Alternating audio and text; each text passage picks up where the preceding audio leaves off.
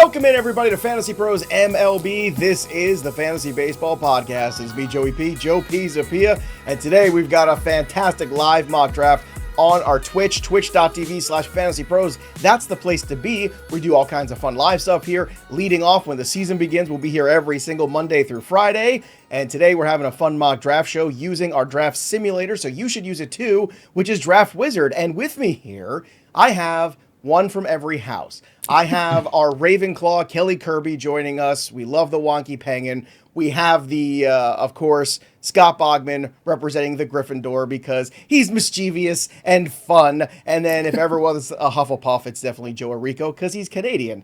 And I think that kind of sums it up right there. So we are going to be mock drafting today. We're going to do a little head-to-head categories, league format. We're going to do a 5x5 batting average, wins, no quality starts yet. We're keeping it simple here. No OBP leagues yet. We'll do that later in draft seasons. We're just kind of working the kinks out. Scott Bogman, speaking of working the kinks out, isn't this like the perfect time to turn the page for baseball for you after last night's Steelers game, right? Yeah, it's baseball season now. So everybody knows that. The official flag has been thrown, and we are in baseball season here. So, yes, I am glad to turn the page to the Diamondbacks so I can watch them not make the playoffs. It'll be a great time. And Kelly Kirby, of course, you're such a wordsmith. Would you like to say some final words here over the corpse of the career of Aaron Rodgers before we move on to baseball for Scott Bogman? Well, I'm literally leaving for Cancun in the morning, and I really hope he's not there now that his career is over. So, that would be awkward. Yeah, I hope you go somewhere else, like in a hole somewhere. So, and Joe Orrico's here too. So we have 3/4 of this team authoring the Fantasy Baseball Black Book. Joe Orrico worked on the infield profiles. Kelly Kirby does the outfielders. Welsh does some infield. And, of course, the 100 best prospects in baseball for your dynasty leagues. I do all the starting pitching. So, really, Joe Orrico, this is a little like a team Black Book event. Bogman, obviously, on the football side. But this is baseball season, baby. And we just did a mock draft a couple weeks ago. How are you feeling out there? Are you doing any best balls? You starting to flex those muscles at all, Orrico? I'm not a huge best ball points guy. I'm done a couple of early drafts on the NFBC. They're classic roto, but the reason I'm looking forward to this is because they've been 15 teamers. So I get to build myself a bit of a super team and a 12-teamer today. So I'm really looking forward to it. But we're missing a couple of guys. We're missing Bubba. We got most of the Black Book team here, but yes, not quite everybody. It's supposed to be Welsh, but he's moving. So yeah. I mean, I'm here for Welsh. That's right. We're all here for Welsh in spirit. And I'm going to be drafting from the 1 spot because it's easier to host from there today. Scott Bogman's in the 5 spot. Kelly Kirby's in the 8. And if you haven't seen a draft with these two, buckle up because it's the best thing ever every single year. It's my favorite thing. Thank you, Kelly, for not being right next to me in this draft. There's still time if you want to change the slot. So you can right now. Joe Orrico is going to be drafting from 12. We're going to be doing, as I said, runs, home runs, RBIs, stolen bases average, wins, saves, Ks, ERA, and whip. 60-second clock. We got a catcher. We got all the infield spots, a corner, a middle, 4 outfield, 2 util. We got 7 SP spots, 2 RP. We're doing the mandatory RP in this one, so a little different from the last one, and 5 bench spots for time. And of course, subscribe to our channel. We want you to hang out with us, and you can use the mock draft lobby right now, just like we're using it. You can get quick, fun mock drafts. You can use computer opponents. You can even use the mock draft lobby when it goes public and send to your friends or frenemies or league mates. And you can start to flex those muscles as well. But right now, it's draft simulation time. So you can run a bunch of mock drafts there when you're at work, when you're walking the dog, when you're on the treadmill, whatever. Maybe you're on the can. You want to run a couple mock drafts because that's the only place you have peace. You can do that, but you can't only do it when you download the Fantasy Pros MLB app. So go do that too, or just visit fantasypros.com. All right, so let's get after it here. We're going to start this bad boy up. Obviously, no stranger here. I'm going to take Shohei Ohtani because he's pretty good at baseball. And last time I checked, that's a pretty easy selection here. Last draft I did with Welsh, it was just the two of us. And I really do like that 5-6 spot because you're guaranteed to get a Jose Ramirez, possibly a Juan Soto, possibly a Ronald Acuña. After that, I feel like the drop-off is a little different. But hey, I'm going to do the 1 today, see how that goes. As we look through here, Scott Bogman at the 5, you're going to take that spot that I had last time. What are you hoping makes it down to you in that 5th spot? By the way, do you see Kelly move to 6? No big deal. But she did right before. oh, God, the mind games have begun. I love this channel so much. But did you kick her out? What happened to her? Oh, yeah, I guess I did. Wow. Wow. It's the I don't know what happened to Kelly. She left for Cancun early. But Wow. She's like, screw this, I'm out. There she is. She's back now. At pick number 5, which, by the way, Kelly, we all saw you move. You're not slick. But I didn't, because I was reading other things. So, but the reason I pick 5 is because I either get a deal or I get José Ramírez at third base, a premium position that I don't really like picking from when it gets down a little bit. So I will take José Ramírez here. all right, not a bad selection there, obviously. So José Ramírez off the board. I believe that's who I took too at the 5 spot in the last draft. Kelly Kirby, you're at 6. Where are you going? Well, I was going to go with Jose Ramirez, so he got the first. There we go. He got the first slide, but it kicked me out as soon as First I shot moved. fired. So apparently, karma is not on my side today.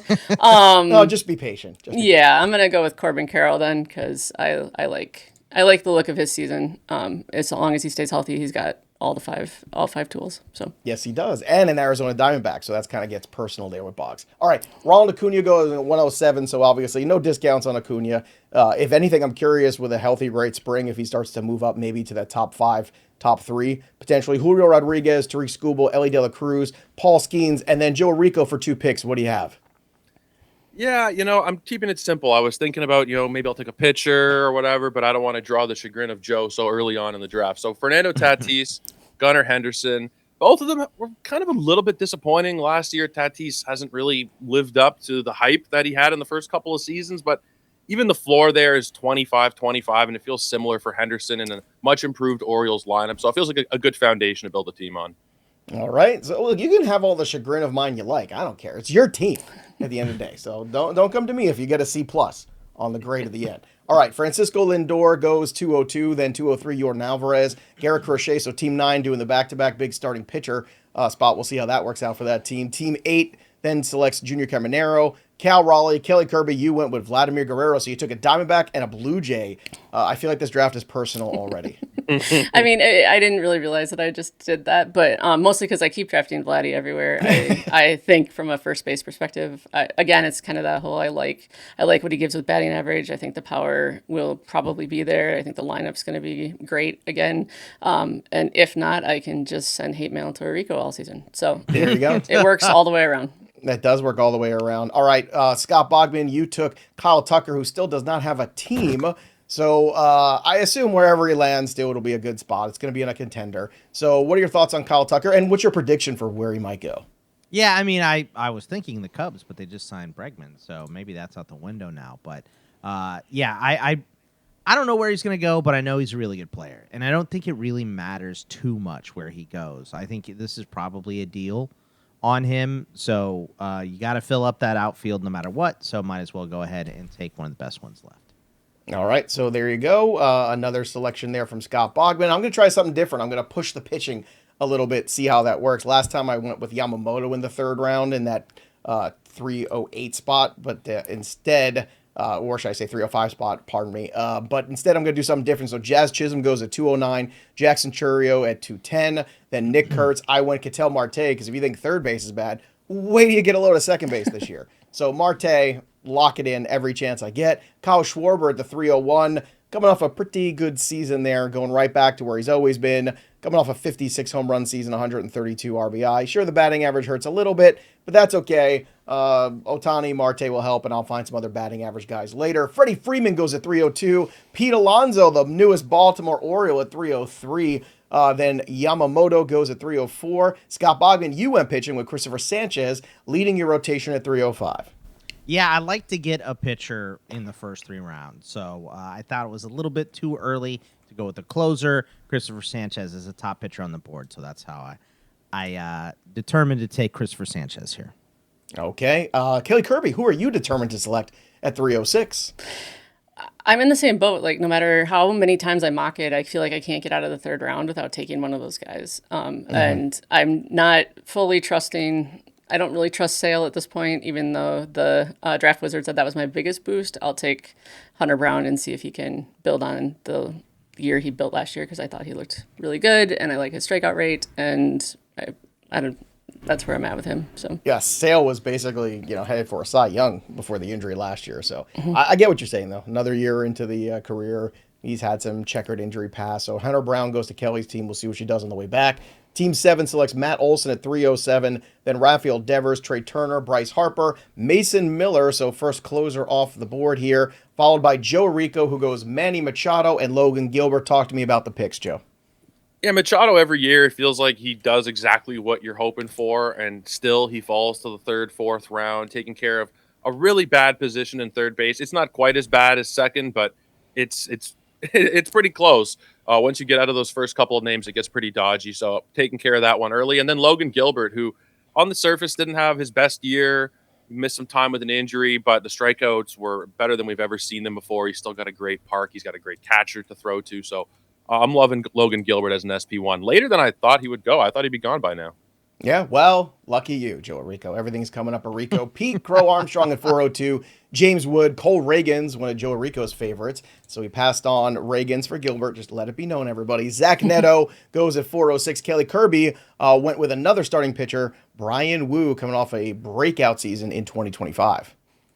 Yeah, when in doubt, I mean, I'm still kind of on the take a Mariners pitcher, as long as it's not Luis Castillo, because he's never done well for me on any fantasy team. So obviously that's predictive going forward. But yeah, I really like I like Wu. I like that. It looks like he will protect WHIP. He'll protect average with Hunter Brown. I worry about that a little bit, kind of creeping up there. So yeah, I kind of wanted Zach Neto. If he'd fallen, I would have taken him, but. Woo, I'm good with Woo, so I can yell Woo all year. Who doesn't want to do that? Woo girl. All right, so after Brian Wu, Boggs, you took one of my favorite guys, Roman Anthony at 408. He was in my queue, but now he's on your squad. Yeah, I mean, you got to take a risk somewhere. It's a little bit of a risk, but this dude has so much upside that I was between him and Wyatt Langford. Langford's still there. I don't want to take that risk again, so I'm going to double up on pitching here and go with Hunter Green. All right, so Roman Anthony, I respectfully disagree. I don't think it's a risk. I think he's just that good. I think he's going to hit the ground running in 2026. Well, Josh it's just track Naylor, record. He doesn't have it. Sure, but you know what? Sometimes you got to just put your faith in what you see. He's a great ballpark for him. He didn't have anything else to prove in the minor leagues. And as the year went on there, he started to settle in nicely. Naylor at 409, going back to Seattle. Then Logan Webb, one of the steadiest starters you can find, at 410. Mookie Betts at 411. Then I went back-to-back starters. I took Chris Sale and Max Fried. Thank you very much. I'll take that all day long, son. All day. How's that for a start to a rotation? Then Jacob deGrom, who I did pass on. The experts were saying take Jacob deGrom. I don't know. I just can't do it. I wanted to. I thought about it, but I already had Sale, so I'd rather have Max Fried a little bit younger. There's only so many guys in their late 30s. How are you going to hate on him if you take him, Joe? Exactly. Thank you, Scott Bogman. So I didn't want a 36 and a 37-year-old at the head of my rotation, so I'll take Max Fried at 32 instead. After deGrom, Alex Bregman, the newest member of the Chicago Cubs, goes. Then Jarren Duran. Boggs took Hunter Green, as he mentioned before. Kelly Kirby, you took Austin Riley. Real quick, while Kelly's making her next pick here, Boggs, talk to me about Hunter Green and his upside. Last year, obviously, we saw kind of everything come together for him, but once again, injuries limited him to just 19 starts. Yeah, 19 starts, 107 innings, but a .94 WHIP, ERA under 3 here at 2.76. The Sierra was still pretty good at 3.06, just a shade over 3. K to walk rate 25.2%. I mean, this dude had a great year. It's just getting him to a full season. Obviously, there's a little bit of a risk here, but I like where I got him. Okay, after that, Austin Riley goes to Kelly Kirby. So let's talk about Riley's season last year. Obviously, a 260 batting average, a little lower than you would like. He only played 102 games. Everything that could have gone wrong for the Braves did last year. So it feels like law of averages, the Braves could be back and not only fighting for that division, but probably win that division. Yeah, I'm really going with he had an off year if there was an injury, if there was with the injuries and everything else. And you're right, the Braves just looked snake bit the entire season. Like they'd get going on something, and then Schwellenbach broke his arm. Like I mean, there's just I don't think it can happen twice. So I'm rolling with that. And again, that third base is so ugly that I wanted to kind of fill it before we got too far in. All right, so Riley off the board, then Wyatt Langford at 507. Pretty good value there if he builds on last season. George Springer, we'll see if we can repeat last year's success at 508. Riley Green at 509, so a little outfield run. Then Edwin Diaz, another closer off the board. Perdomo goes next. Joe Orrico takes a Joe and a Jackson. Joe Ryan, Jackson Merrill, Joe Orrico. Let's talk about those two selections. Yeah, I'm a huge fan of Joe Ryan. I think he could easily be an SP1 for people this season. The home runs are a little bit of a concern, but every year you're getting mid-threes ERAs with a really good whip. Whip is hard to come by. 104, 0.99, 117. So I love that as an SP2. And then Jackson Merrill, I'm kind of throwing away last year. Injured, missed part of the season. He never really fully got going. It's kind of like Bo Bichette from a year prior. You just got to throw it away and hope for a big bounce back. All right, so after that next selection here of Merrill, Blake Snell lasted way too long, in my opinion. Yes. I was going to take him at where I took Max Fried. I was closer to taking Blake Snell than I was Jacob deGrom, and I was like, okay, we'll just let it slide. Not only does he have great value there, but Freddie Peralta too. Then Bryce Turangos, George Kirby, Andres Munoz, another closer off the board. Kelly Kirby, you went shortstop with CJ Abrams. Yeah, I when I was writing the black books, and I was kind of going through the Nationals outfield, and at first I started with like, well, the Washington lineup's terrible, and et cetera, et cetera, and then I'm just like, or maybe they're not quite as terrible as I think, and he's going to bat near the top of that lineup. And if James Wood builds on his season, he's going to score a ton of runs. He's going to steal me some bases. So with him and Carroll, I can kind of not worry about stolen bases for a while. And I like this group of shortstops. I think he's kind of like that last one before I would just keep waiting then after him. Yeah, fair enough. By the way, that black book that Kelly contributed to and edited for us, you can get on Amazon right now. So support the team here. Go get your Fantasy Baseball Black Book 2026 out on Amazon and get it in like 2 days with Prime. Good stuff. All right, Scott Bogman, Ben Rice is your pick at 608. First base ain't what you used to be, Boggs. It just ain't. And obviously he's qualifying a catcher here. So right now I have him at catcher, but I could move him to first if I need to because I really don't like what is going on at first base right now. So that's why I took Ben Rice. I can stick him at catcher, which is where you want him. But if I get down to the grossness of first base, that's what I did in my first mock on ITL. I waited too long, and I just didn't have a good first baseman available to me. I can go ahead and flip him. So that's why I took him probably a little bit earlier than the board liked. All right, after Ben Rice, Corey Seager goes, then Cade Smith goes, and Michael Garcia at 6'11". At the end of the sixth round, I took Bo Bichette, and then I took Dylan Cease because I wanted to punch Joe Orrico with my right hand and then punch him again with my left. Two of his favorite things. How you like them apples, huh?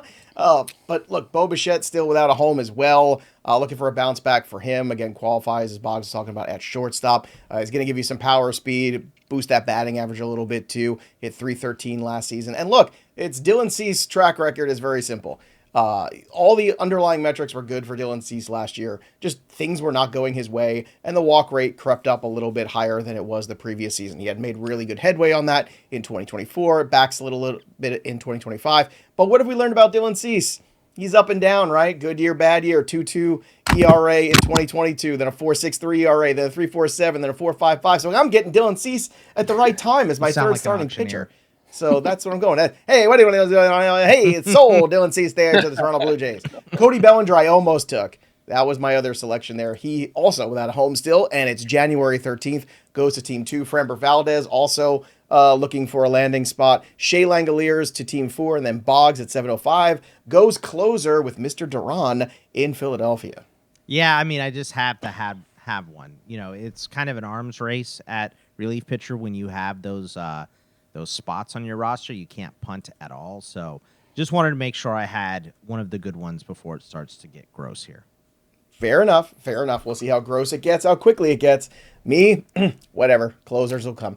William Contreras goes to Kelly at 706. I know you're up on the clock, Kelly, so I'll come back to you for your analysis of your next pick. And Contreras, Schwellenbach goes to 707. Then Yandy Diaz, Jesus Luzardo, Byron Buxton, coming off a good season for him, 710. Aroldis Chapman at 711. And then Joe Orrico went with an Italian to answer my selections.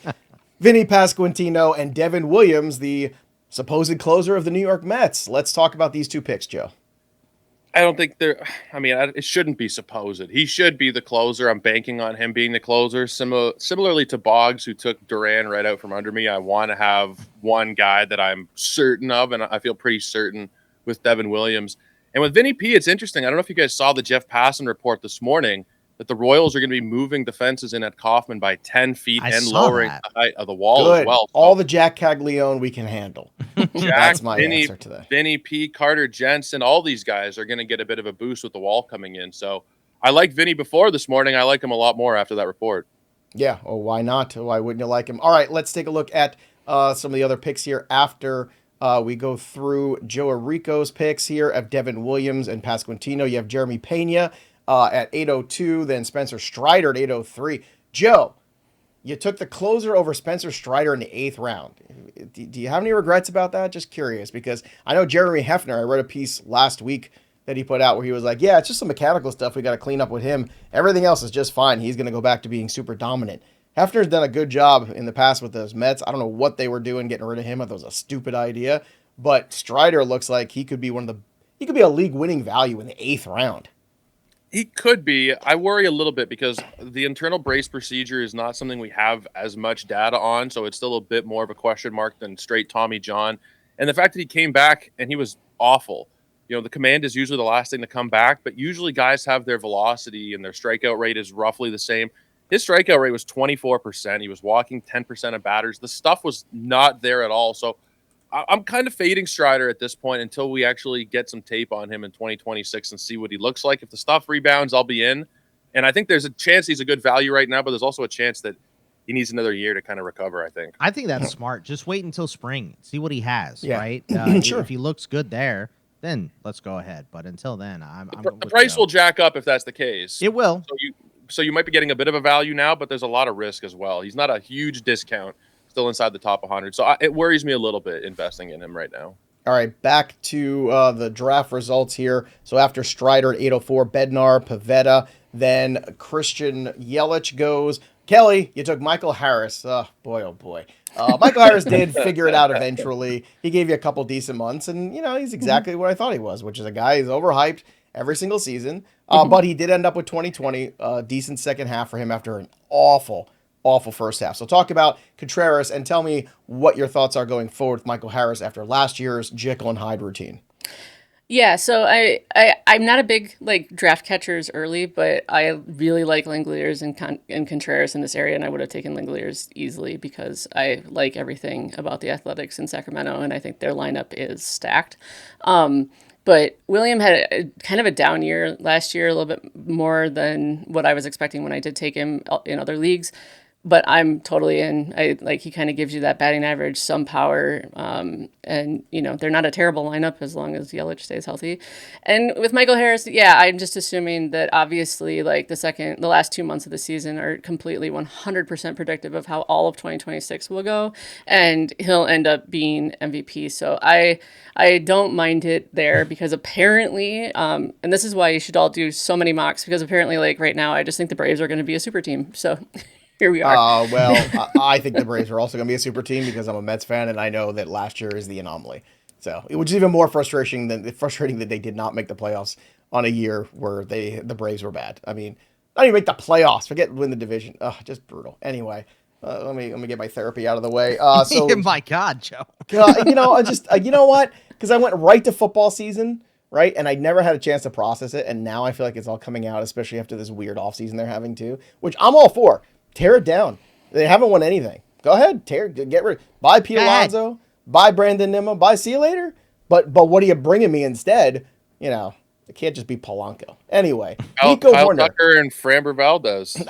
Great. Sure. Let me see it. Haven't seen it yet. Scott Bogman, you took Nico Horner at 808. Then Jose Altuve at 809. Kyle Bradish at 810. Tyler Soderstrom goes. And I took Michael Busch at 812. Coming off a really solid season. I like that Cubs lineup with Bregman in it too. I think that was a really nice addition. He drove in 90 runs last year. Busch had 34 homers, 4 steals, whatever. Not a big amount, but did hit 262. So steady. Again, first base gets real weird, real quick. And I took his teammate, Seiya Suzuki, coming off another great season for him. 30-103. I think this was the real breakout for him. He did give up a little batting average, but added some more power. So if we split the difference, I'm happy. If we just repeat, I'm happy. Randy Arozarena goes next at 902. I took Suzuki over Arozarena, hoping for maybe some better batting average, certainly a better floor of batting average, that's for sure. But I did give up some stolen bases there. Will I regret it? Probably. Brandon Nimmo goes next. I mentioned him. There he goes. And so he went. Josh Hader and then Scott Bogman. You stuck it to me. Nolan McLean. I love this guy. He is going to be a number 1. And you got him as your number 3, so that must feel pretty good. Yeah, it does. And, again, you have to take your risks somewhere. Not a lot of experience for McLean, but a lot of upside. So have him with Hunter Green, and my first pitcher was Christopher Sanchez. So I'm feeling pretty good about my rotation right now. After that, Kyle Stowers, another one of my favorite things, who I had in the queue. A great season from him, 25 homers, hit 288. So, Kelly, talk to me about Kyle Stowers in 2026. Yeah, I mean, I remember we were talking before you did like a sleepers episode, and you said that you already had Stowers on the list, and I said, well, that's the one I would have given you. When I did the outfielder profile, I was like, I liked his numbers. I don't think he'll bat 288 again, but the power's there, and Miami's kind of in that same boat where I feel like they've got a lot of potential, and if it breaks the right way, they kind of mature into themselves. Like, I think there's just a lot of runs to be had. But then I followed that up with Teoscar to do the exact opposite, which is, not everything has to break right when you play for the Dodgers. So that is also true.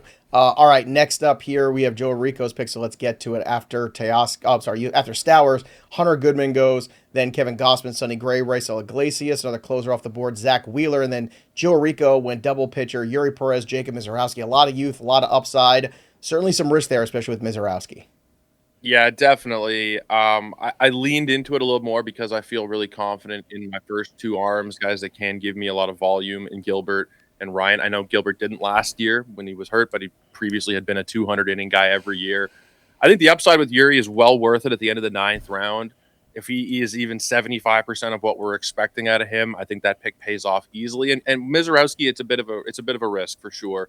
In this format, he does have starting pitcher, relief pitcher eligibility, and he might in a lot of formats. I forget exactly how many relief appearances he had, but it could be a little bit of a cheat code for you guys if you are playing in a points league. But aside from that, as the SP4, Jacob Mizorowski here in the 10th round, it is a bit of a risk, but it feels like one that's worth taking. All right, after Mizorowski, Pablo Lopez, Nathan Eovaldi, I think a really good return. It looks like he's going to be healthy in the spring. What a season he had before he got hurt. Wow. O'Neal Cruz at 1004, Jordan Westberg, Tyler Glass now, and then Kelly, as you said, you took Teoscar Hernandez, so going big outfield back-to-back there. Look, Teoscar just sits in a lineup there that's just super productive. I mean, you can't go wrong here, I think, with him in that value. Yeah, again, last year it was always like just draft all the Dodgers, but Hernandez, he just bats behind all those guys, and it's like, if he hits 25 home runs and drives in 100, cool. And cool. I'll take that in the 10th round, no problem. Who wouldn't? Trevor Story goes next to Scott Bogman. All right, Boggs, let's talk about the Trevor Story season last year with the Red Sox. 91 runs scored, 96 RBI, he had 263, 31 steals. I mean, arguably the best season he's had. Well, it's certainly the best season he's had since probably you got to go back to 2019 pre-COVID right. Trevor Story. So at Rocky 34 story. Years old, what do you think about the chances of him repeating that? Repeating it, I mean, we'll see. I think he found a really good spot in Boston. I feel like he likes it there. And I need power. Looking at these projections, I'm low in power. I need a shortstop. It's starting to get a little ugly. So I went ahead with a power-hitting shortstop here. Okay, so another power-hitting shortstop for Scott Bogman. I'm going to go ahead and take an upside guy here with my pick. The picks in between, after Trevor Story, you get Agustin Ramirez, Ian Happ, Ryan Helsley, and I'm going to take Andy Pages of the Dodgers. So all the Dodgers all the time. Drove in 86 last year, hit 27 homers, 14 steals. I need more stolen bases, Boggs. I'm a little light on the steals category. I just boo Dodgers when I hear Dodgers. Well, you know what? I understand everybody wanted to boo the Dodgers, but at the end of the day, I think we all wish every one of the general managers who ran our baseball teams did what the Dodgers would do. Printed money. Why not? Is it safe to talk about the Dodgers when Orrico is on here? Yeah. No. Okay, I didn't think so. It's perfectly fine. The Freddie Freeman ad for the Toronto Hospital was great, by the way. All right, I have to take... Yeah, very, very funny. I have to take a closer here eventually here, so I'm going to take one that's going to help out with my secondary stats here as well. The newest member of the Miami Marlins, Pete Fairbanks. I did not see that signing coming, I got to be honest with you. Pretty cagey. Speaking of Marlins, after 11:01 goes off the board, 11:02 Sandy Alcantara, Carlos Estevez, then Willy Adames, followed by a guy I was contemplating. I think a great value here, third baseman, and another free agent, Eugenio Suarez. So soon to be 35, coming up a 49 home run season. drove in 118 last year. Again, the batting average will hurt you, right? Somewhere in that 230 range is probably what you're getting if you're lucky. Sometimes even more downside, but Boggs, in terms of power, not a lot of guys better. Yeah, I mean, nobody better on the board right now, and depending on where he lands. I mean, if he lands in Seattle, it's a hit, but he's still going to hit a bunch of homers, right? But if he lands somewhere else that's a nice hitting ballpark, I mean, he's got all kinds of upside. He's very streaky. As we know, he will carry your team, and he will kill your team for weeks at a time. But I think the value of where he was going here was just too much for me to pass up. All right, too much to pass up. Let's see what Joe Orrico and Kelly do next. After Suarez, Kelly took Cam Schlittler, another guy coming off a great campaign. A lot of good starting pitching here for the Yankees. Questioning where the offense is coming from, though. Yeah, well, he doesn't have to hit, so he might have to at this point. And I'm hoping they can squeeze out some wins for him. But yeah, this little area, like Draft Wizard is like, well, you could take Brandon Woodruff, and I'm like, yeah, I could. Do I want to do that to myself? Type of thinking. So no, you don't. That's the answer. Correct. So I liked Schlittler in that position. All right, so Schlittler off the board. Let's see who goes afterwards. It is Gleyber Torres and Luis Castillo, Sal Perez, Shane Bieber, Drake Baldwin coming off a Rookie of the Year campaign. And then another Braves is Joe Orrico, Ozzie Albies, and Will Smith. So you went catcher here and second base. Albies, probably a very divisive guy, Joe. Last year, certainly disappointing. Just 16 home runs and 14 steals. But he's had seasons where he's had 30, 100, and either 96 or 100 runs scored. So the question is, are those days ever coming back for Ozzie Albies? I'm kind of hoping that they will here. He just turned 29 years old a couple days ago. Like you mentioned, there's a lot of good seasons in the track record, even early in his career, 24 homers, 102 runs, 15 steals.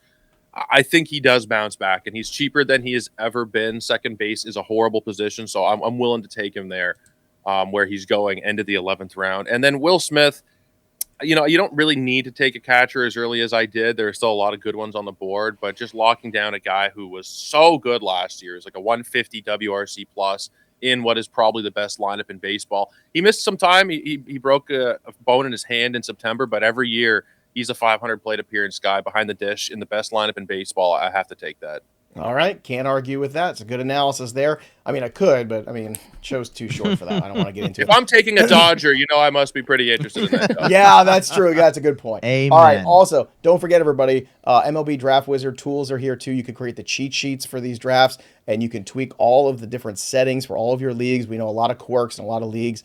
We have that ability here with Draft Wizard to do that. So go to fantasypros.com/MLB Draft Wizard today, or again, just download the app. That's easy, too. But the benefit here is not only just running mock drafts, but also the ability with the premium tools of Fantasy Pros to really adjust things to your league specifics and being able to make sure you're getting ready, not just for fantasy baseball season, but for your fantasy league. So check that out today. All right, let's continue on with the mock here. Let's pause a little bit of the picks and see who went off the board next. Mackenzie Gore goes at 12:02, and then Robbie Ray, Jurickson Profar coming off half a season.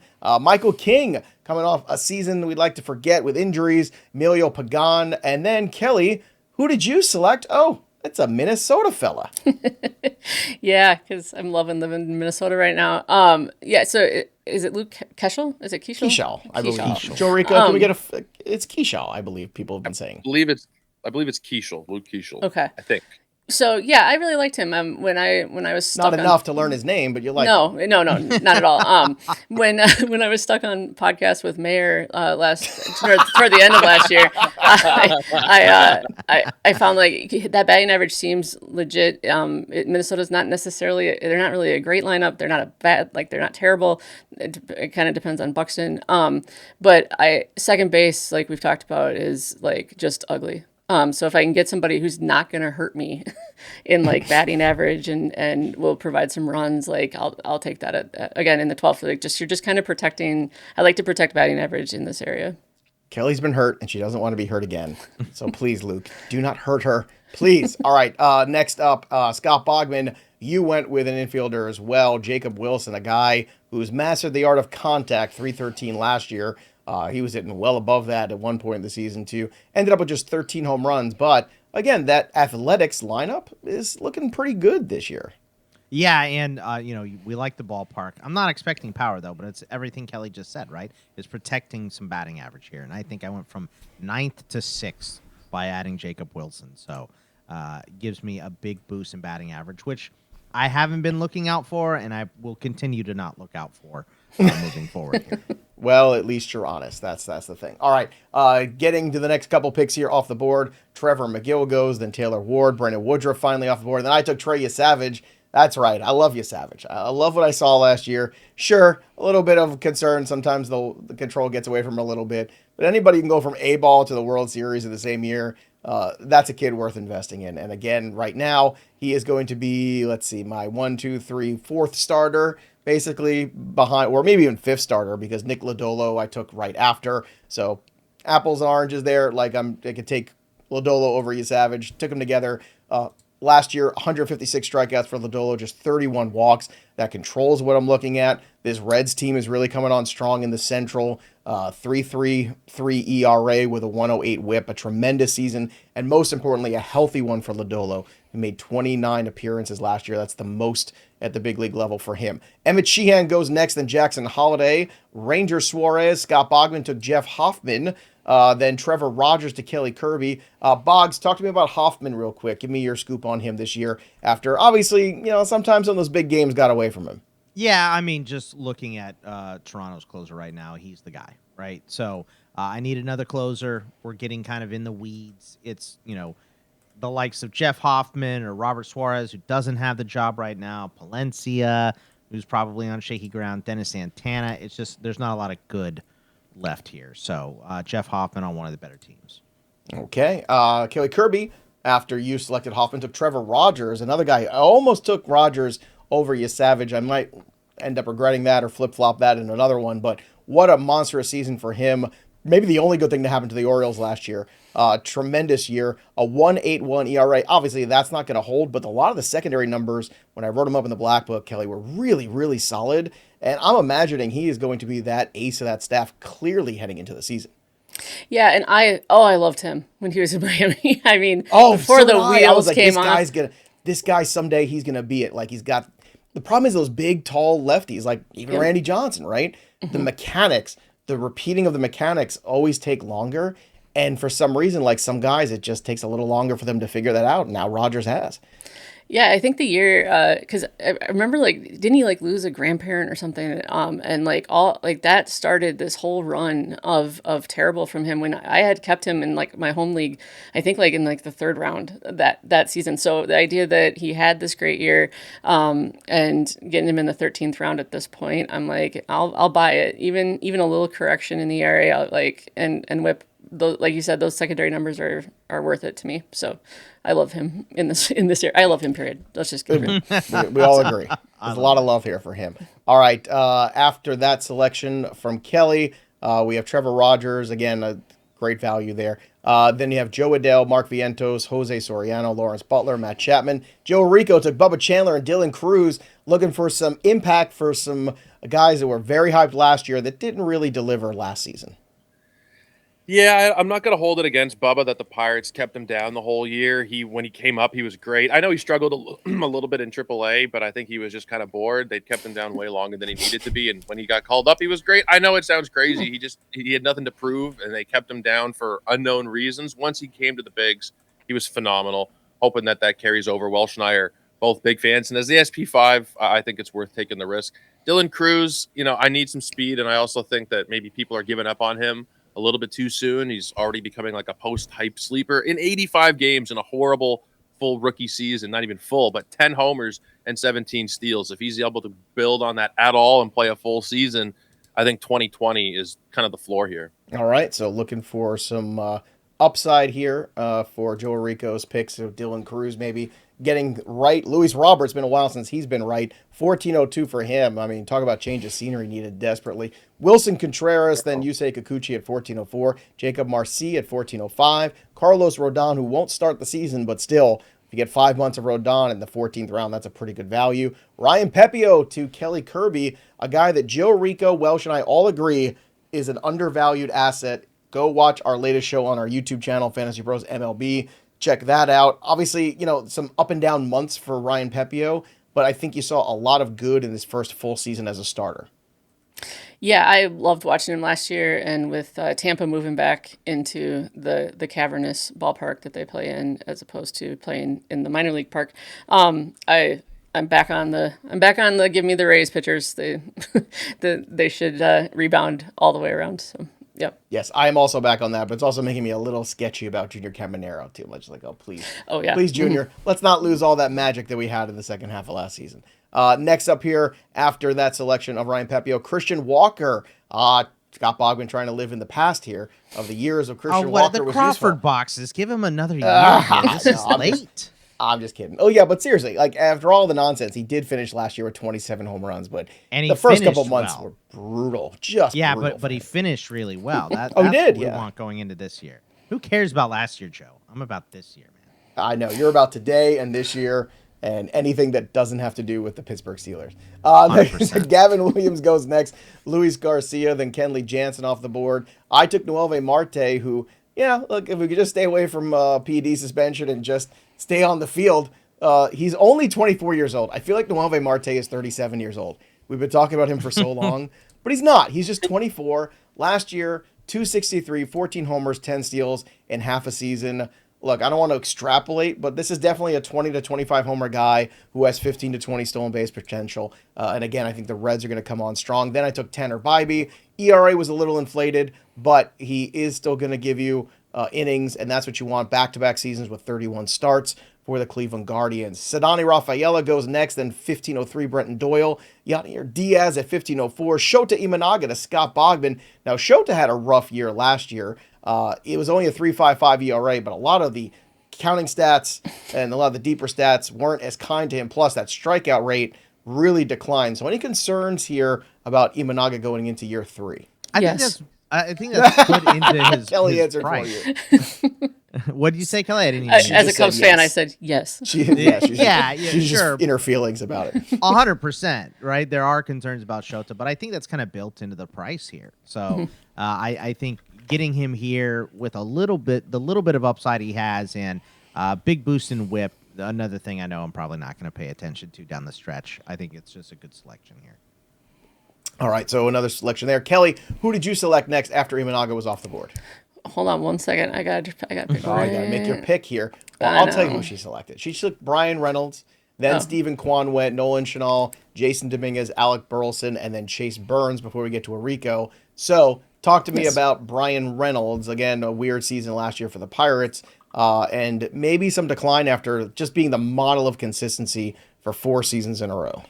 Yeah, I mean, I used to call him Mr. Consistent. Like, you just knew what you were going to get. And, he's 30 now, and he had a down year. But, I mean, you got to get yourself a piece of the Pirates when you can, And there's just no way to avoid that. And since Bogman took good luck closer Jeff Kaufman and then washed up Christian Walker, was like, I don't know what to do now. So I took Brian Reynolds. I'm not really sure how he'll work out, but it's got to be better than Walker. So can't be worse, right? It can't be worse. Walker haters. Everybody's a Walker hater. No, I'm not. Actually, you're right. He had a better finish, but the problem was real good finish. A lot of teams either jettisoned him or traded him off or whatever, so they never got any of it. So they used the draft capital, and it looked like a safe pick, and then last year it just didn't come to fruition. And it's a reminder, too, as these free agents begin to sign, that, that first-year adjustment can be a lot. I want to say, too, again, this is funny. We were talking about everyone's personal business, whose grandma passed away and things. I want to say Christian Walker, who also had a baby last year. Well, he didn't. His wife did.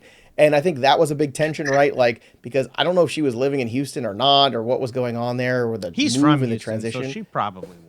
Yeah, but it's just a good lot of point to new make. and a lot of weird stuff going on there for you. So hopefully year 2 he settles in, and the Astros will be back to being the Astros again. Next up here for Joe Orrico, his 2 picks, Drew Rasmussen at 1512 and Dansby Swanson at 1601. So let's discuss these 2 picks here, Joe. Yeah, we talked about Rasmussen on that show that Joe mentioned before where we're highlighting pitchers we really like. Rasmussen is so consistent every year. ERA in the 2.8, 2.7 range. The whip is always great, and the price never reflects it. Maybe it's because he doesn't get up to the 200 inning threshold, but even in 150 or so innings, Drew Rasmussen, I think he's my 6th starting pitcher. I take that every single day. And then Dansby Swanson is another guy. every year, pretty much, you know what you're getting out of Dansby Swanson. Sticking him in a middle infield spot in the 16th round. I mean, 24 and 20 last year. I know he's not giving you a ton in terms of batting average, but he's giving you decent counting stats. 24 and 20, 22 and 10, 16 and 19. He's giving you a lot of categorical juice, and I really like getting Dansby there. But I think I should point out, guys, that there was a trade involving Bogman's Diamondbacks. I saw they just got Nolan Arenado. Nolan Arenado is now a Diamondback. Whoa, breaking news. What do they have to give up there? Scott Bogman have to give up one of his season tickets? Bucket of chicken. Bucket of chicken. All right. Jack Caglione goes next at 1602. Chandler Simpson, 1603. Adley Rutschman, Xavier Edwards gives you some speed at 1605. Then Spencer Torkelson. Kelly's up next. She did, however, make this selection at 1607 with Edward Cabrera, newly acquired starting pitcher, coming off a good season, a 3-to-1 strikeout to walk ratio for Cabrera. Another guy who's had trouble staying healthy. He's never made more than 26 starts. Last year was the most innings he ever thrown, 137. And look, a breakout season at 27. Where do you see him in that Cubs rotation? Is he the third guy, the second guy, or is he the number one guy? I mean, right now, until Steele comes back, I think we're gonna say Imanaga's number one, but I don't think so. I'm trying to believe that maybe this will be the year he stays healthy. But I love the move. I love that the Cubs are finally like, oh, that's right. We have all the money in the division and we could just go, get players for that.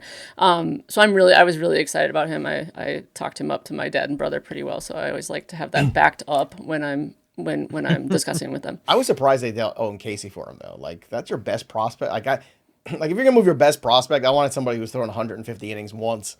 Like that's my thing. I like the aggressiveness by the Cubs. They should be aggressive, but look, they should be going all in right now. There is a weakness in that division. They can win. Zach Gallen goes next to Scott Bogman. So, Boggs, talk to me about Zach Gallen and talk to me about Rasmussen, really, is what, what this was, and Joe took him. So thank you, Joe, for that. But just stabilizing this pitching staff. I don't want to get down bad. Hopefully he ends up somewhere good. He's not going to Colorado or anything. So, but he finished off the year well. It was like as soon as the trade deadline passed, he started pitching well again. It was like he was worried about where he was going to end up. And then once he knew he was going to be staying home in Arizona, that he kind of calmed down and, had a good second half. So hopefully more of that moving forward. Okay. And then next up here, after that selection of Zach Gallen, Imai goes off the board, Jack Flaherty, Mason Wynn. I took Bryson Stott, who gives me a little bit of everything there for the Phillies, 24 steals last year, 13 homers. And then I took Ivan Herrera to give me some more help in that batting average category. A catcher, some power and some speed as well, which you don't always get a catcher. Connor Griffin goes next. Boy, oh boy, the Connor Griffin stock, that's the one to watch this year because we got to see where that goes. And you can mark this draft as 1702 if you're looking into getting into that business this year. Roki Sasaki at 1703. Marcus Semien goes next at 1704. Then Anthony Santander. Boggs, look, I thought this was going to be a great signing last year for the Blue Jays, and Santander was just MIA all season long. So can he bounce back and the power come with him in this year? I think he definitely can, and I think he can hit cleanup in one of the better lineups in baseball right now. So we'll see what he looks like in spring, but I think, we forget that, you talked about the movement and the guys moving leagues and seeing new pitchers. He just moved teams within the same division. So he should be getting a lot of what he sees already, what he has seen in the past already. And I think, obviously he sat for a year, but with his injuries. But I think bouncing back, the dude has a lot of power. I'm low on power right now, according to projections. So just needed to get a thumper, and he was a really good value here because I don't think there's many left among the outfielders. No, it's getting dried up there pretty quickly. After Santander, Daniel Palencia. Kelly's loading up on them Cubbies, boy. Oh, my goodness. Another Cubby here, Palencia. But look, coming off a good season there for him, 61 strikeouts and 52 innings. So you got is this your second closer, I believe, right? Or is this your first one?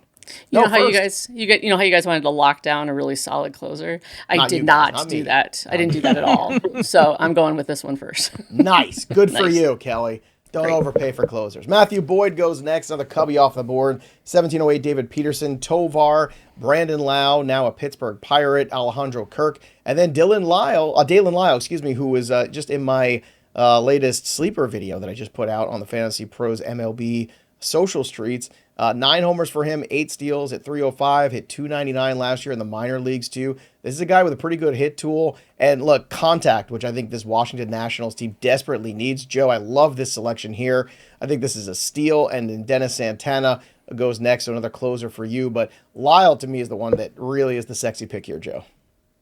Yeah, his numbers were great. His contact rates were awesome. He doesn't swing and miss a ton. He should have regular run in that lineup. Gives you a little bit of the power speed combination. He does a lot for you. The worst projection on his batting average is 261. If you look at Derek Hardy's projections, 10 homers, 13 stolen bases. It's not blowing you away, but you get in that every single day with 70 or so runs and RBIs. It's a solid selection, I think. Dennis Santana, I just honestly let the board get away from me a little bit. I thought there would be a couple more closers still sitting there. Santana, I think, has the job. He might split a little bit with Soto, but it's not the pick that I would have set out to make at the beginning of the draft. I'd like to have my second closer taken care of a little bit earlier in a perfect world. Don't worry, there'll be 10 different closers. It'll take over different jobs throughout the season. It'll be fine. Sure. Addison Barger goes next, then Luis Ariz, Jonathan Aranda, Aaron Nola, then at 1806, Bryce Miller, Kirby takes Colson Montgomery, the young star up-and-coming for the Chicago White Sox. So let's talk about Montgomery. Last year, it did flash some power, but the contact did drag a little bit. Yeah, so this is where, having drafted a little bit of average, kind of with Luke Keschel, earlier, Colson Montgomery kind of, he might, I like getting that kind of power for a middle infield spot. And it's also a shout out to Chicago for knocking the Packers out of the playoffs. There you go. Got to get that one dig in there every single time. All right, after Montgomery, Helio Ramos goes to Boggs. This is a player I've been on for a while, and last year a solid season, 21 homers, 257. And I think probably a good value pick here with some upside for San Fran. Yeah, just boring pick, provide some power, not going to kill you anywhere. I feel like I have enough stolen bases, so he does everything else fine. So just filling in this outfield that I did get away from me a little bit here. All right. I did indeed take another relief pitcher. So Brendan Donovan goes, then Gabriel Moreno. Kate Horton I would have taken, but he did not make it to me. So instead I went with Old Faithful, Merle Kelly. Let's go, Merle, back where he belongs in Arizona. I love Merle. 3.52 ERA last year. Again, nice 3-to-1 K-walk ratio. The whip, one of the most underrated guys, I think, that every year just goes out there, takes the ball, gives you innings. And then I took Robert Suarez because they signed him to a 3-year, $45 million contract. And at this point, everyone can tell me that Iglesias is locked in as the closer. They did not. They kind of fell out of love with Iglesias last year. Okay. So you don't go spending that kind of money on Suarez if you're thinking, well, Iglesias just has easy streets. Suarez to me is one of my favorite relievers to draft late in those mandatory RP leagues because I think at some point Iglesias gives that job over to him. You know why? Because money talks. Matt McClain goes next at 1902, then Shane Baz at 1903. Matt Shaw off the board. Royce Lewis to Scott Bogman, and he's hurt already. I mean, look, 19th round. You know what I mean? So I'm not. I hate taking injury-prone guys usually, but in the 19th round here, come on. I think the value is too good for where he is. So don't mind Royce Lewis at this value. I understand, but it's still funny. All right, next up here is Xander Bogaerts for Kelly Kirby. Less funny, I think, is Xander Bogaerts at this point. I'll let you make your other pick, too. But he did have 20 steals last year, so it helps you there. Isaac Paredes, then Brett Beatty. Mike Trout in the 19th round. I was wondering how much longer he was going to last. So there you go, He's hurt, too, Joe. No making fun of him. Come on. Yeah, the two of them hanging out with Anthony Rendon. Garrett Cole at 1910. So big names that were useful 5 years ago for 1,000. No, but we'll see how Garrett Cole bounces back this season from his Tommy John. Last year, not a great year for Tommy John bounce backs. Andrew Abbott and then Joe Orrico. Tell me about your two picks here as I'm up on the board next. Yeah, I went for my guy, Kazuma Okamoto, my new guy. I needed a little bit of power. I needed a corner infielder. I said it on a show that Welsh and I did short on the YouTube channel that came out yesterday. the market still doesn't really know what to do with Okamoto. I think some leagues he's going really early, probably earlier than he should. And then there's some leagues where he's going in the late 200s, getting him here around 240, 230 overall, especially when I'm in need of a corner and some power, felt really good. And then TJ Friedl, he falls later than I think he should in most drafts. He's going to lead off in Cincinnati. He plays pretty much every single day, gives you that power speed combo with a decent batting average. He feels very undervalued regardless of rooms so far this year. 20th round for a leadoff hitter. Any leadoff hitter feels like a good bargain. All right, so Joe's liking the bargains he gets there with Friedl and Okamoto. Then Sal Frelick goes next. I was hoping he'd make it to me. He did not. Shane McClanahan, we'll see how that works out. Kyle Manzardo goes, Reed Detmers, Otto Lopez. Kelly, you took Abner Uribe, power reliever for the Milwaukee Brewers. Let's talk about him and the pick you made before that of Xander Bogaerts. Yeah, with Uribe, I mean, he struck out like 90 guys in 75 innings last year. And the Milwaukee pitching staff, to me, Milwaukee pitching staff is the equivalent of like the Dodgers lineup, where I'll just take them. They seem to know what they're doing. They usually have good ratios. And if he picks up saves, I mean, if he's currently their closer, like, let's hit it. Bogaerts was tough. I wasn't really sure what I wanted to do there. So I certainly was so sad to see Royce Lewis go right before that. But I figured sad. Is sad the word you want to use? No.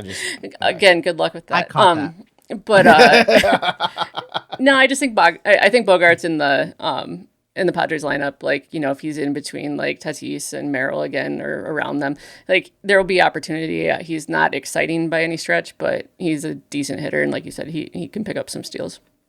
All right, so Scott Bogman, you are up next. You took Ryan Walker from San Francisco. Let's discuss that pick. Yeah, I only had two other closers in my queue here. Abner Uribe was one of them, and Kelly took him just ahead of me. So I went, okay, might as well take Ryan Walker here since he's the last one on my list. So added Ryan Walker. Looks like he's going to be the closer for San Francisco, but as we know, that is a volatile position no matter who you're picking, specifically in the, what are we in, the 20th round?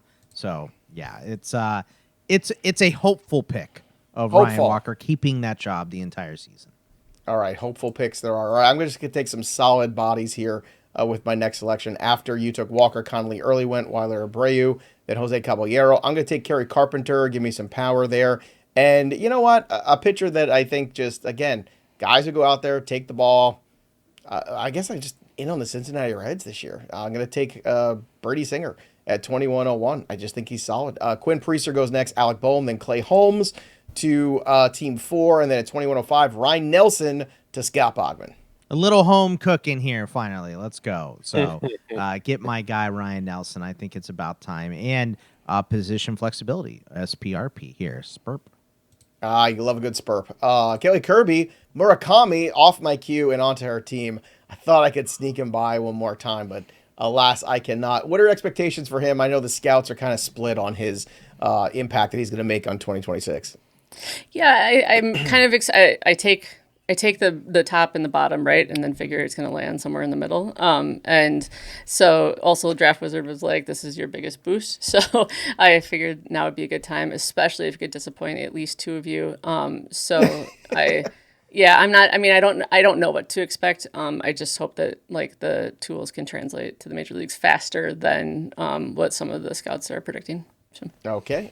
Next up here after Murakami, Mitch Keller, then Uceda, a Brian Abreu selection, Jorge Polanco off the board. Actually, a good value for Polanco. He should not still have been there. Yeah. Yes. That's actually kind of absurd, especially off the season he had. Dalton Varsho, he's the value of the draft so far. Logan Henderson, the guy that I took late last time, goes to Joe Orrico, and then Sal Stewart. Logan Henderson, I love Joe Orrico, so you're building up some upside here with a staff that's got Bubba Chandler, it's got Logan Henderson, some good stuff there.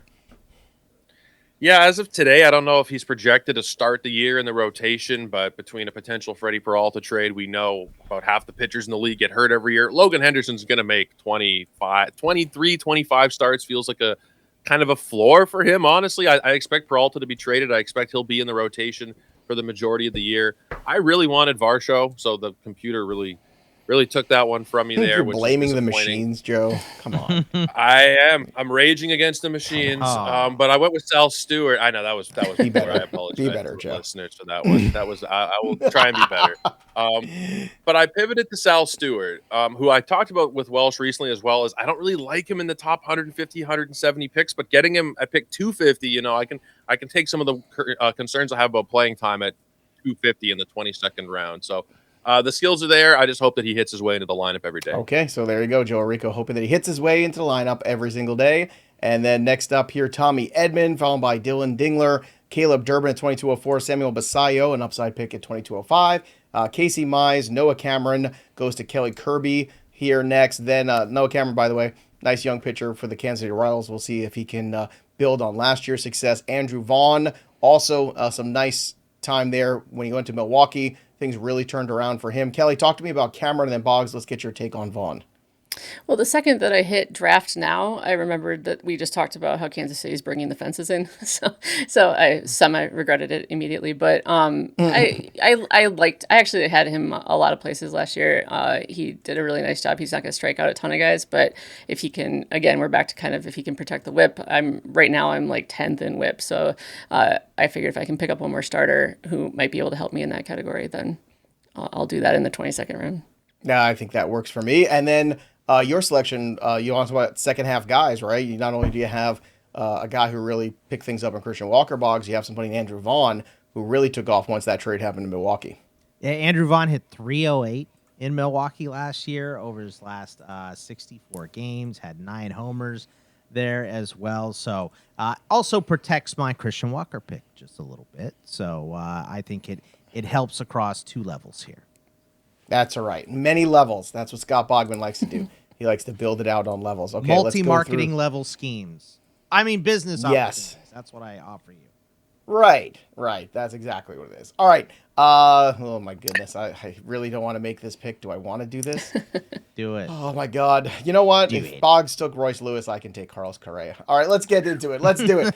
So Andrew Vaughn went, Brandon Pfaadt, then Bubic went, Kyle Teal, Jordan Beck to me. Again, some guy with power, speed, their combination last year, 16 homers, 19 steals. I like that from Jordan Beck. Carlos Correa, I needed somebody else for that corner spot there, so I could throw him in there. Joe Musgrove goes, Brian Bayo. Then you have Spencer Steer, Jack Leiter, my favorite, Scott Bogman at 2305. That was for you. I took him in the last mock. Did you really? I did. I said, you know what? I'm going to try to bury the hatchet. Send him an edible arrangement too for all the insults from last Well, I mean, when your FanGraphs, xERA, and FIP and all the other things scream regression, I mean, I don't know what else to do except hold him tight and hope for the best. You know, what else can we do? You have anything nice to say about Jack Leiter, or that's it?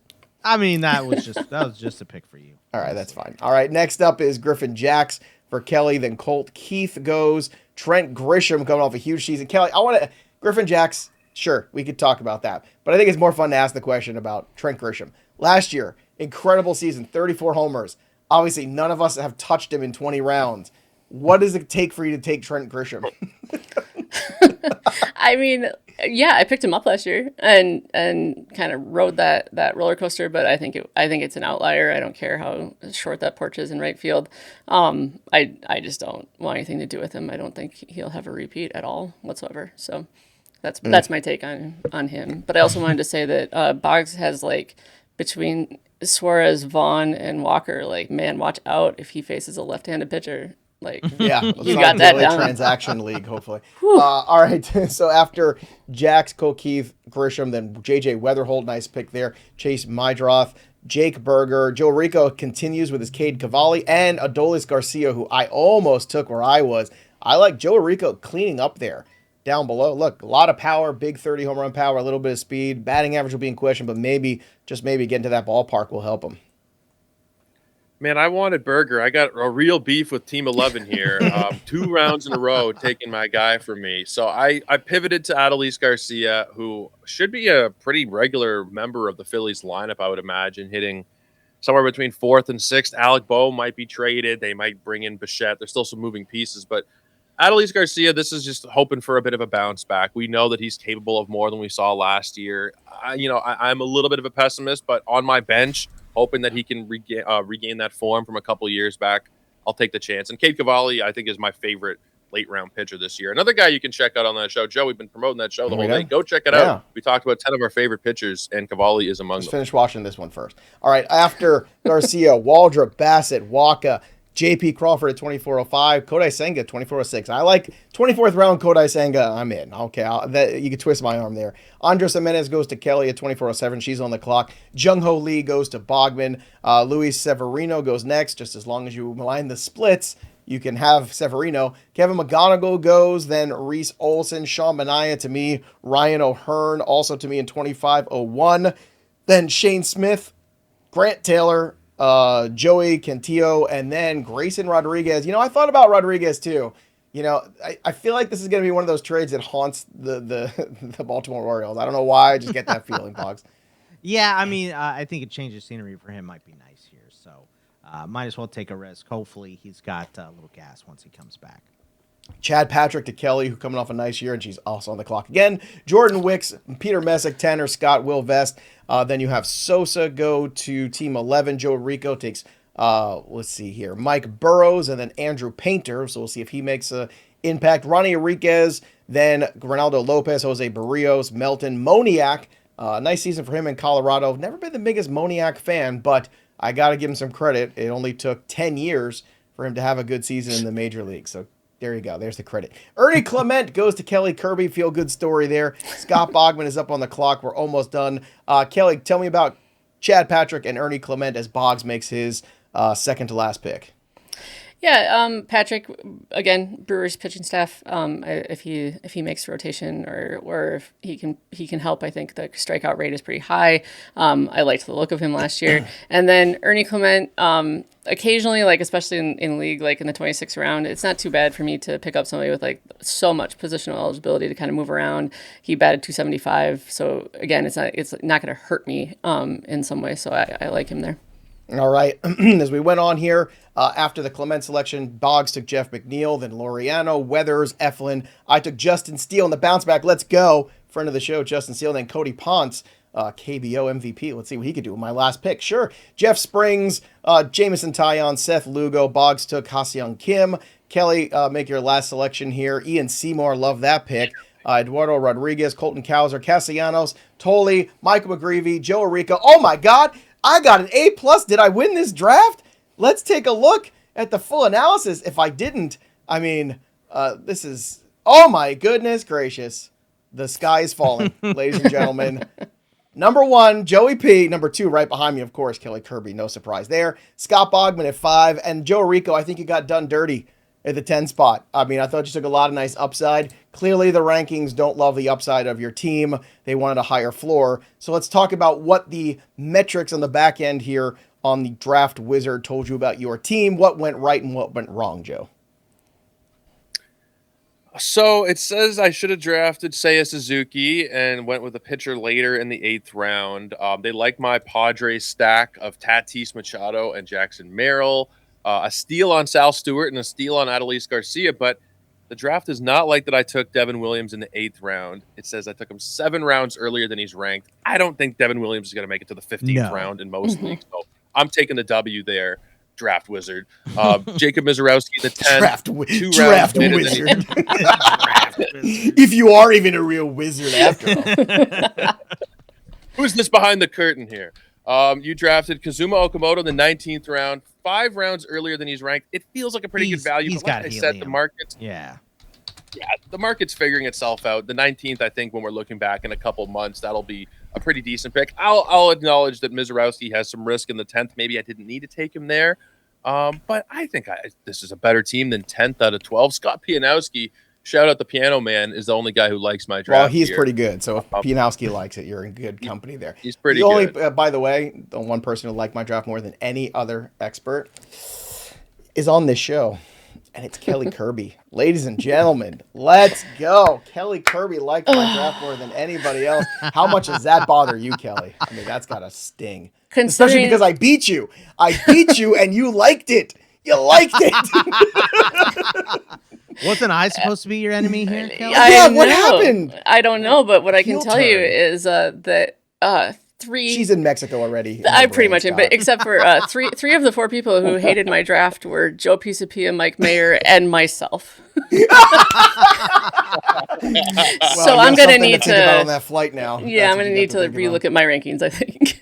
Well, I can tell you that Joe and Kelly hated mine, and Joe loved it. So there you go. Which Joe? Wait, that's weird. Yeah. Well, you guys guess.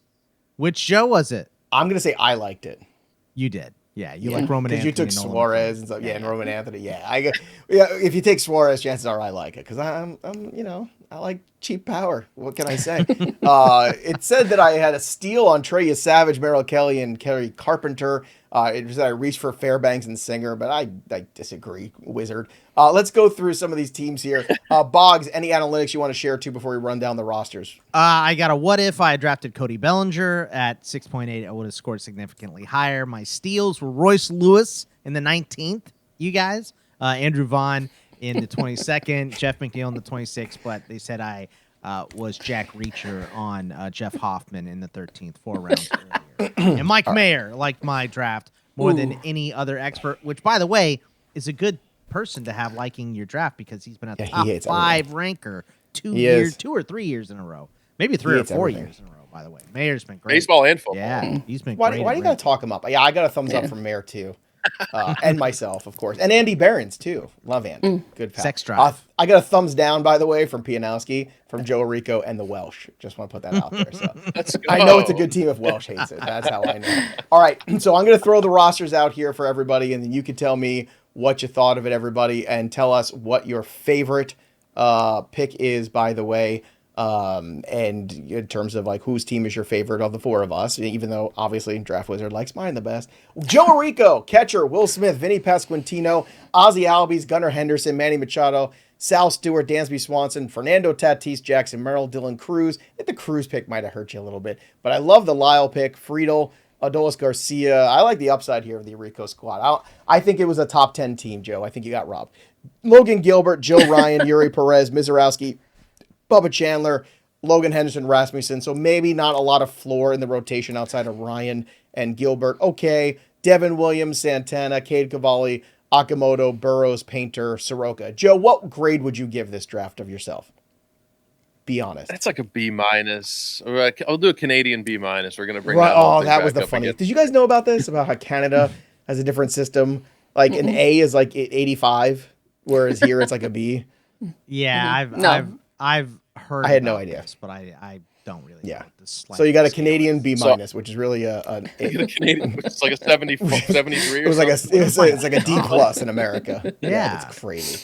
It's crazy. Let's look at Scott Bogman's team. Ben Rice, a catcher, Christian Walker, Nico Horner, Trevor Story, Jose Ramirez, Suarez, Jake Wilson, Kyle Tucker, Roman Anthony, Helio Ramos, Santander, Royce Lewis, Andrew Vaughn, and then the pitching staff, Sanchez, Green, McLean, Imanaga, Gallen, Ryan Nelson, Leiter, Duran, and Hoffman at the RP, plus Ryan Walker. Then the bench is Jeff McNeil, Jung-Ho Lee, Ha-Seong Kim, and Grayson Rodriguez. Boggs, I like this roster. What would you give this grade for your own squad? I would give this like a C+, like American or whatever or that Canadian? is, an A- in Canada. So my hitting, I think my pitching is fine. I like the Sanchez, Hunter Green, Nolan McLean, Shota Imanaga start. I think my closers are okay. I think my hitting is questionable. I probably reached on Nico Horner. I saw Westberg go way after him and Altuve go way after him. I should have waited at that spot. I don't really like my, I don't like taking Royce Lewis. I do think he was a good value where I got him. I think my outfield is a little bit holy here. So, I think pitching and staff you don't mean religious. You mean I do not. I mean it has holes. So, gotcha. That's how I would kind of grade it, kind of a C+, B- somewhere in that neighborhood. All right, let's talk about Kelly Kirby's team, the second best team in this draft. William Contreras, Vlad Guerrero, Luke Keishal, CJ Abrams, Austin Riley, and Murakama. Then you have Colson Montgomery, Corbin Carroll, Michael Harris, Teoscar Hernandez, Stowers, Ryan Reynolds, Xander Bogaerts. The pitching staff, Hunter Brown, Wu, Schlittler, Rogers, Pepio, Cabrera, Cameron. I like the pitching here, Kelly. Palencia, Uribe, Griffin Jacks, Jimenez, Patrick, Clement, and Ian Seymour on the bench. This is a pretty strong roster here, Kirby. Yeah, and they told me my pitching was terrible, or like it was like 7th or something, and I'm like, wow, Really? I don't think I'm going to, I probably won't draft a pitching staff that I like more than the one I just got. I was going to say, I think your pitching staff might be the best of all of us that we have. So that's just kind of odd. But yeah, I mean, I've got a couple of, anytime the White Sox players, I think both of them are a little bit at question marks. And, but overall, I definitely like my infield. And I feel like that's kind of important this year, just to kind of have a short up infield, because I feel like outfielders you can kind of find, as long as you have one of the top 5, or top 10, you're probably golden there. So, all right, let's continue on here for the next one. So next roster and the final one, the A+ roster. Let's see if the public agrees. Ivan Herrera, catcher. Michael Busch, Ketel Marte, Bo Bichette, Noelvi Marte, Carlos Correa. Ugh, don't love that. Bryson Stott, Kyle Schwarber. Then we have Seiya Suzuki, Andy Pages, Carpenter, Shohei Ohtani, Jordan Beck, Chris Sale, Max Fried, Dylan Cease, Savage, Lodolo, Bybee, Merrill Kelly. I'll roll with that pitching staff. Fairbanks, Suarez, and then Brady Singer, Minaya, O'Hearn, Justin Steele, and Cody Ponce on the bench. So that's what it looks like. We want you to run your own mock drafts. So go to FantasyPros.com. Go check out the draft simulator right now. Go download the app. Sync all your leagues for free too, so you can use all the tools in season and preseason. The mock draft simulator, you can run mocks in minutes. You get grades, you get feedback. You get the thumbs up, the thumbs down, the steals. And when you don't like how the team's going, you can back up the picks and do it all again from round 2 or round 22. It doesn't matter. So now is the time to start flexing those muscles. Use the draft simulator. And don't forget to subscribe to our Twitch, twitch.tv/fantasypros, because we're going to do a lot of content here on our Twitch channel. And, of course, our YouTube channel that's growing every single minute, Fantasy Pros MLB. I want to thank all of my friends here. It's great to hang out with Scott Bogman, Kelly Kirby, and Joe Orrico. This is my job, and I'm very grateful for it. This is just what we would be doing on a random afternoon anyway. So That's right. for sure. This is just fun. So great job by everybody. Who is your favorite team? Drop your comments below on the YouTube channel. That'll do it for us. But the story of the game goes on. For Kelly, Boggs, and Orrico, I'm Joey P. We'll see you next time, kids. How many margaritas over under 3.5 for Kelly Kirby in Mexico? On the way my to God. Mexico. Come No. on. The question is Give me the mimosas. Oh! And we got to go double I digits forgot. there. I'm still taking the over. You're Okay, a brunch thank gal. you. I forgot about Thanks. that. That's why I love 3.5 on the plane, maybe. you.